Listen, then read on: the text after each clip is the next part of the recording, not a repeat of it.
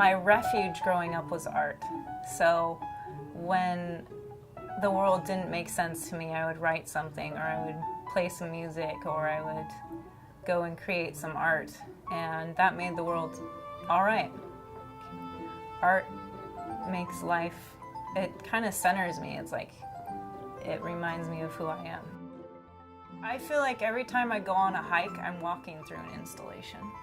And I want people to get that same feeling when they walk through my art. I want them to feel like, wow, they're seeing something that they've never seen before, and it's just enough to take their mind off of everything else that they have going on. Every time I start, I make something and I'm like, this is stupid, like this is terrible. And so I have to make a few things that I think are terrible, and then through that, it's almost like things start to click once I just start making things. And then after things start clicking, then I'll have a direction. And then it was to take those landscapes that I had painted, to cut them up, to tear them up, and then to actually reassemble them into sculptures. The work at Shimo is very organic, very colorful.